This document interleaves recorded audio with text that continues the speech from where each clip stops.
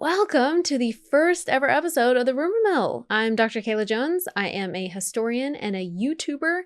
And over on my YouTube channel, Regency Rumors, I make essay-style videos about period dramas, history, and historical fiction. This is the sister podcast to that, so same obsessions, same fangirling over yearning historical men, but just less essay and more yapping. This is meant to be a laid-back space for some of the period dramas that I do not have time to write a whole thesis about something yet. Occasionally, I'm hoping to have guests on here who know what they're talking about when it comes to period drama and history and historical fiction. So it's going to be a space where I can cover some more obscure period dramas or older period dramas, and just to be a bit more chatty, because I love being able to put together essays and research and all the things, but I really want to also be able to, if somebody drops a comment like, oh, have you seen this new period drama? I just want to know what you think of it really quickly. I can come on here and we can record a podcast episode and have a chat about a new period drama without me needing to take, 3 weeks and move around different videos to be able to put it together in an essay style. But do trust that I'm always going to keep things a bit researchy here and deep dive into the history side of stuff still, but we can be a bit more yappy with it over here on The Rumor Mill. So today on The Rumor Mill, we're going to look at major screen versions of Mr. Collins, what each one does with him, what each one chooses to emphasize, and I want to talk about why I think this 2026 version of the Other Bennet Sister might actually surprise you. I really think this might be the best version of Mr. Collins that we've ever had. So with that in mind, let's get into it.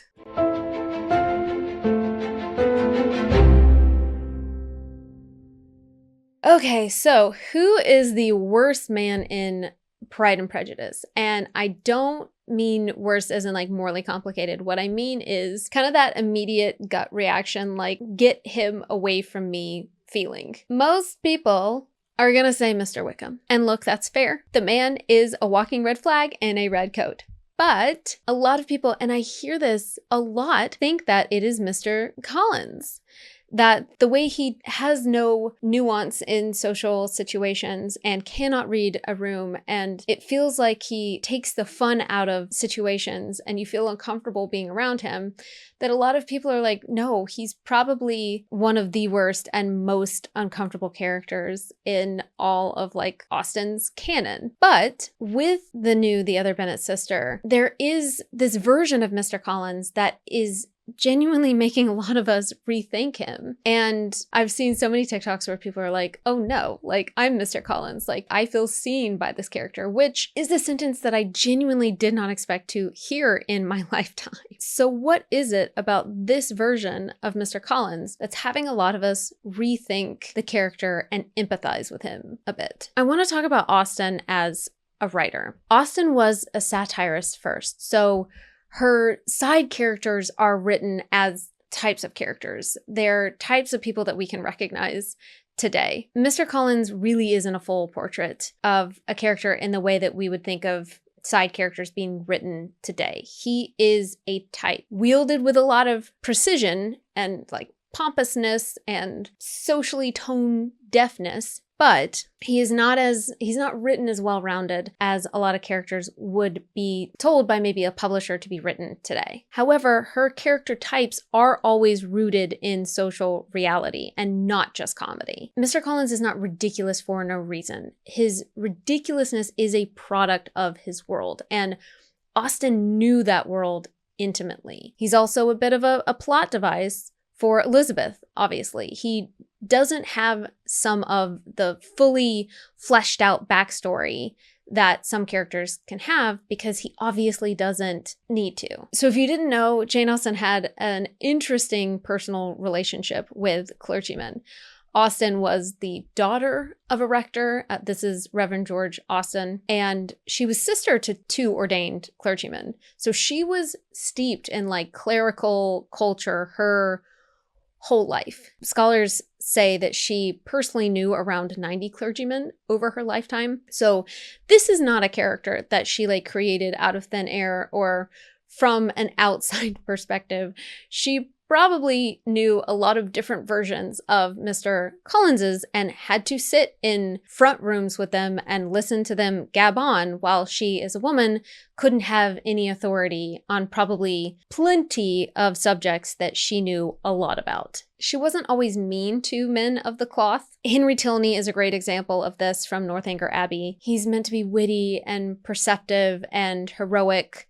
Edmund Bertram is another example from Mansfield Park. He's earnest and he's flawed and he's ultimately redeemed at some point. We're going to talk about in a second Edward Ferrars as well. He's somebody that wants to go into the church, and she is both very judgmental of clergymen and also very forgiving, depending on who the character is. She never portrays these men as completely evil. Mr. Elton is another example, but he is, vain and class obsessed and a social climber. And Mr. Collins is along the same lines, where he is pompous and completely lacks any self-awareness. Sometimes these clergymen, they're ridiculous, and sometimes she's sympathetic to them, but Austen wasn't anti-clergy, she was anti-pretension. You can tell that she's someone that didn't like having to spend time with these pretentious men who maybe didn't necessarily live out the lives that they preached about. Mr. Collins and Mr. Elton are great examples of representations of what happens when a man uses religion as a ladder rather than a vocation. But I do think it's actually important to give a little bit of context into what Mr. Collins's life would have actually been like as a clergyman, to see what his day-to-day reality would have been like, and him kind of being in this middle ground between interacting with the gentry but not having the kind of security that they actually have. The historical reality of having a living, like when Edmund asks Eleanor, how is it that Colonel Brandon will give me a living? When Edmund gets disinherited from his mother and wants to become a clergyman, he needs somebody to essentially sponsor him, to pay for his entire lifestyle, to pay for him to have a house and a church to preach in, and to give him a stipend or a salary, essentially. A living equaled a clerical position attached to a specific parish. So this is a real life example here. And that was a house, a personage, and a guaranteed annual income. So for a man of Mr. Collins's background, his father was illiterate and miserly. A living was life-changing social mobility for him. He got his living young from Lady Catherine de Bourgh, and that was actually unusual and lucky. So Lady Catherine de Bourgh giving him that living, it means that he owes her everything. So when we see him groveling and acting a fool around her and praising her every breath, it's because everything he has, he owes to her. Him groveling, a part of that's personality, but it's not just his personality. It is structurally rational for how he has to live his life.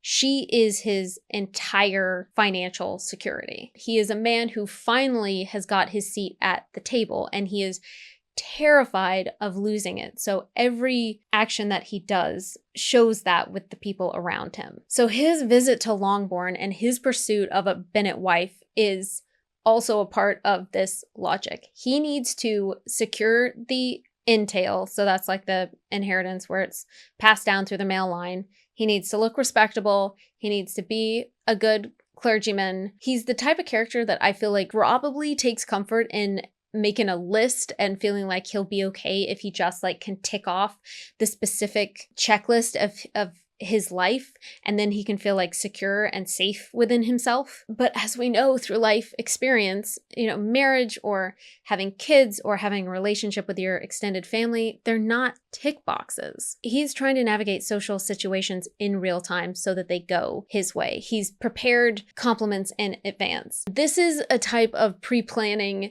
maybe to make himself feel prepared and like he could control the environment, thinking that maybe masking would help him in these social situations. And then he's just not reading other people's reactions accurately. We know from Austen's writing that he is verbose and he's repetitive and he has very rigid rules about how social interactions should go.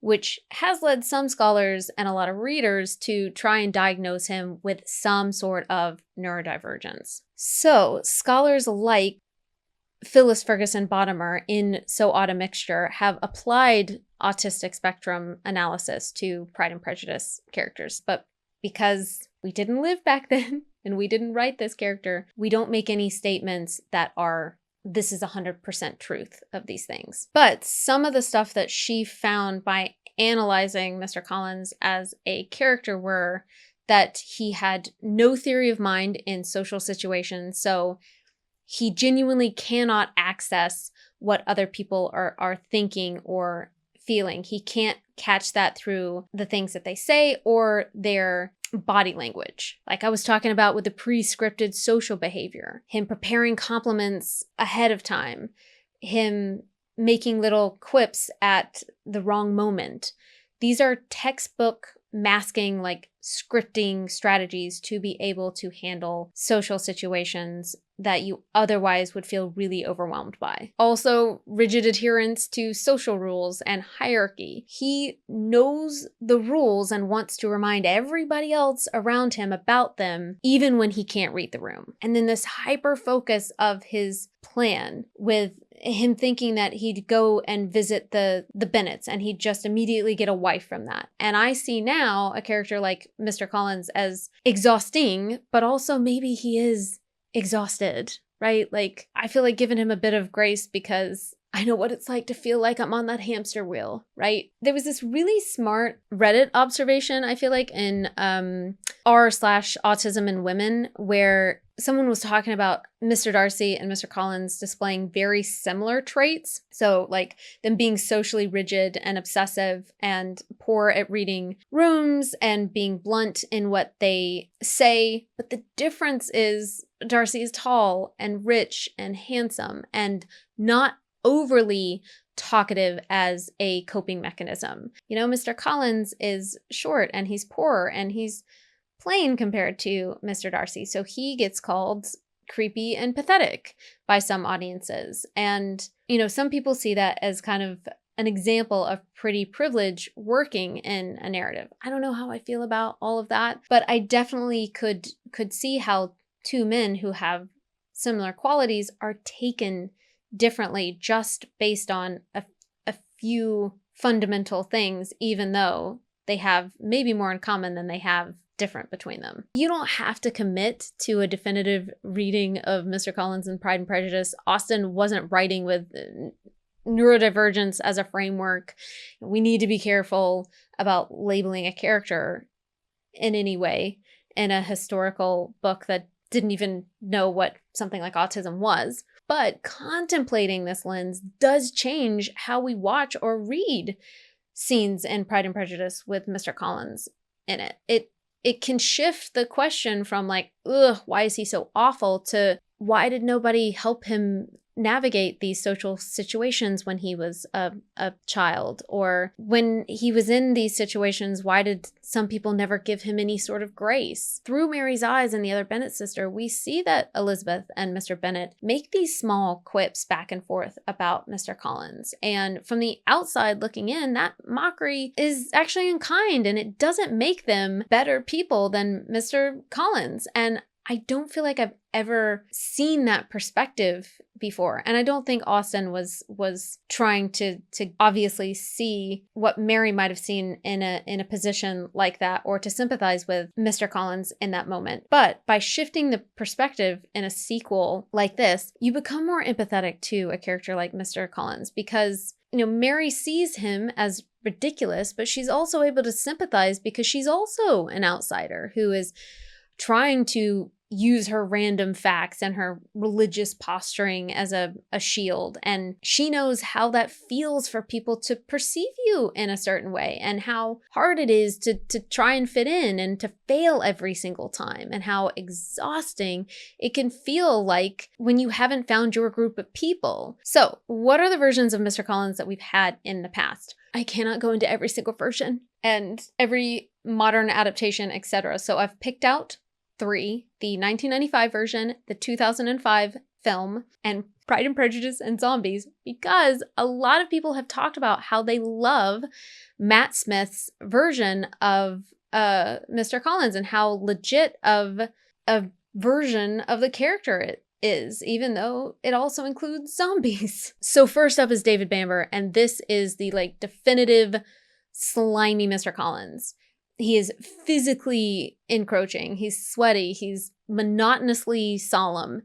He is meant to be like creepy and lit to the Bennet sisters. He also appears significantly older than 25, which I think is Mr. Collins's canonical age in Pride and Prejudice, which adds a more like creepy dynamic to his character. It makes his marriage to Charlotte feel even more like grimmer. It's less like she's settling in order to have her own place in the world and way more survival, I feel like, in this adaptation. Even though maybe this adaptation is like, well, it means she has less time with him if he's older, you know, just trying to look at the silver lining.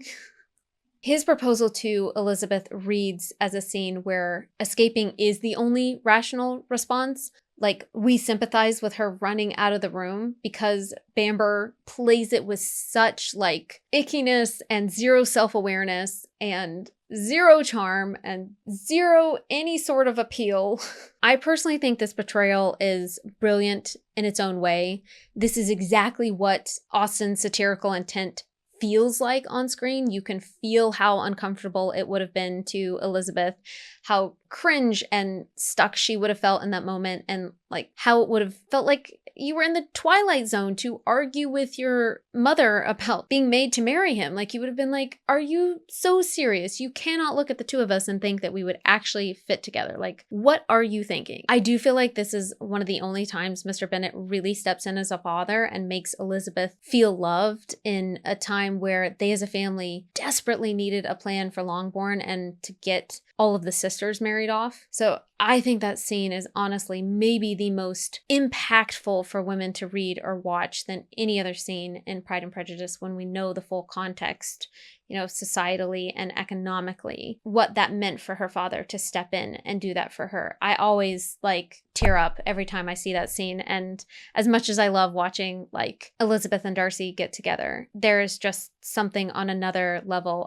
of watching a father step in a moment like that when he had every legal right really to kind of push her into that situation. We don't really see the full effects of what that would have felt like for Mr. Collins to be rejected in such a humiliating way, not just by one sister really, but by all the giggly sisters behind the door, and by her father not kind of like probing her to get married to him, and by Mrs. Bennet being desperate to try and turn around the situation. Like, the whole thing must have just felt completely humiliating to him. This 1995 version of Mr. Collins is designed to be repelled and not understood and not sympathized with. Okay, now with the 2005 Tom Hollander version of Mr. Collins, he is almost a bit like dapper and nimble. It's definitely a different energy. He's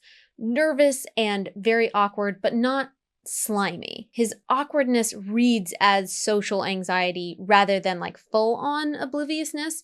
There's a quality of someone who is trying really hard and is really earnest, but keeps getting it wrong. This is a version where it's very much like trying too hard to fit in energy. And it's very legible to modern audiences. You know, this is a Mr. Collins who resonates with anyone who is ever over prepared for a social interaction and still somehow managed to crash it. I feel like in a lot of ways, this is more of a comedic version. We are more empathetic to him. He's still absurd, but that gap between his intention and his execution is where the comedy lives. That's why, you know, the iconic, "My, what excellent boiled potatoes" line lands so well with his deadpan voice. He's not someone that's just meant to be repellent. His earnestness is meant to be funny. I do think this version puts more work into Mr. Collins than maybe even Austen would, to be honest. Like, I don't know that she would want us to sympathize with the character at this level. It's very slight. It's mostly in like facial expressions of being rejected by Elizabeth. You know, it's him nervously like playing with cutlery or like bowing really precisely. But I loved what Tom Hollander did with this version. He had an interesting interview not too long ago about his experience as Mr. Collins that I will put in the show notes, and how, you know, him having to play this character and how this character was perceived by others also affected his own mental health at the time of filming. And, you know, he was a young guy at the time. I think he had a hard time with feeling like he was an unlikable or an unattractive character, but it was a really reminiscent and interesting interview. So do check that out. Okay, so now it's Matt Smith's performance in the 2016 Pride and Prejudice and Zombies. I feel like this ended up being an interesting and strong portrayal. I don't think that that would ever be a thing I would normally say about an Austen adaptation that ended up having zombies, but I feel like it leans a bit more into that like youthful portrayal. He's meant to be strange and like completely committed to the bit, kind of. Like, there is a manic energy to Matt Smith's performance in this that I think brings something that feels very Austen, but also new and different. Crucially, this is a Mr. Collins that's not meant to be ugly or plain in any way, which to me makes his like social failures funnier because there's no excuse. And his romantic pursuits seem more plausible in some way, which is a bit of its own kind of horror, because now that we have a slightly attractive Mr. Collins, he's not completely deluded by trying to go after Elizabeth because, you know, he's like, I'm young, I'm fairly good looking, and, you know, I'm morally upright. So he feels like maybe in this version that he's more of a full package. A lot of people feel like this version of Mr. Collins is the best part of the film.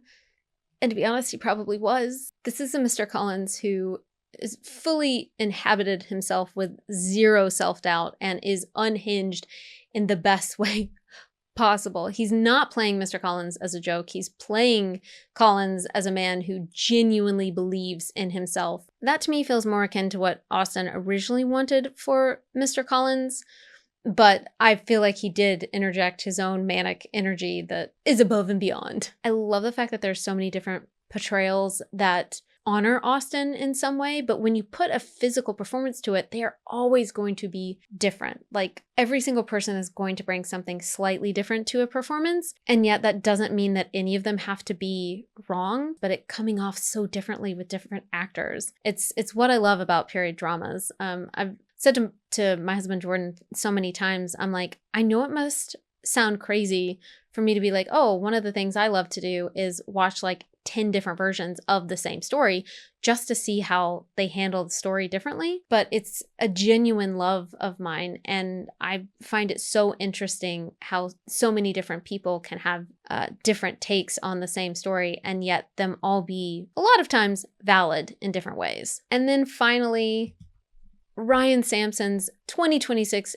BBC The Other Bennet Sister version of Mr. Collins. I loved this so much more than I thought I was going to. It felt like the most obvious or honest version of Mr. Collins. He brings this brilliant comedic timing, the awkwardness, a bit of bumbliness, but not to the point that he's a complete creep in any way. But he also is able to carry the like humanizing weight from Janice Hadlow's novel into his performance. It feels like in this version there is a person behind the performance that we sympathize with. I feel like this portrayal works so well as a mirror for Mary's arc. As she sheds the armor that she has built to survive her family, we see that Mr. Collins is still wearing his. And occasionally, just occasionally, setting that armor down with someone that he sees as safe, which is Mary. He doesn't get as much screen time as he does in the book, but what we see is a man who is deeply insecure. He's carrying the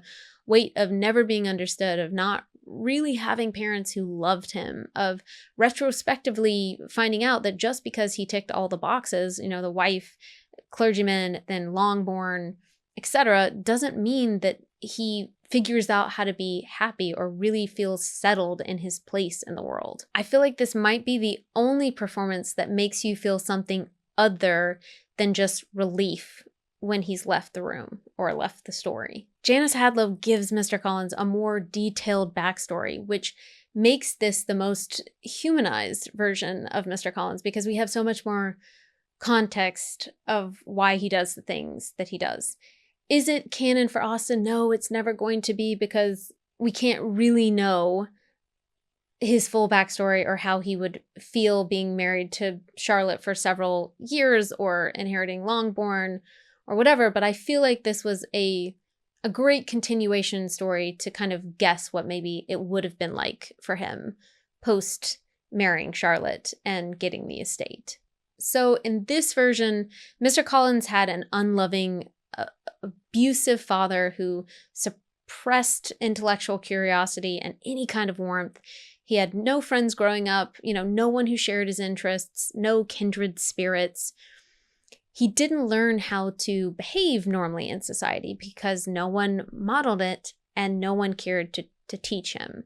So his attachment to religion isn't like sycophancy. It's a framework he can finally be right about something. He can feel safe, where the rules make sense. In some ways, religion can be a parent that he never had. Lady Catherine's patronage is the first time anyone with power has shown him consistent favor. Of course, he's devoted to her, and that comes out in a way that feels over-exaggerated to other people, but to him, it means the world because he's never gotten that from anyone else. Not a parent, now that he's married, not really a partner. And so, of course, he is someone that has a ton of overtures to Lady Catherine de Bourgh because he feels like no one else sees him in that way, or no one else appreciates him the way that he feels like she does. Even though I don't even know that she really appreciates him, to be honest with you. What's left out from the series is several chapters of Mary staying with Mr. Collins and Charlotte. I think it's after her father dies, and she far outstays her welcome, and she doesn't realize that she can't live there forever with this young couple. Like, it's really uncomfortable. I actually hated this storyline. I felt like it was really melancholic and it just dragged on forever in the book. So I understand why they cut it for the series, but I feel like it showed you how Mr. Collins and Mary kind of mirror each other in not understanding social situations and how that can impede on other people. They become very close, but nothing in the romantic sense. But when it's just him and Mary with their books, he is smart and thoughtful and intellectually alive.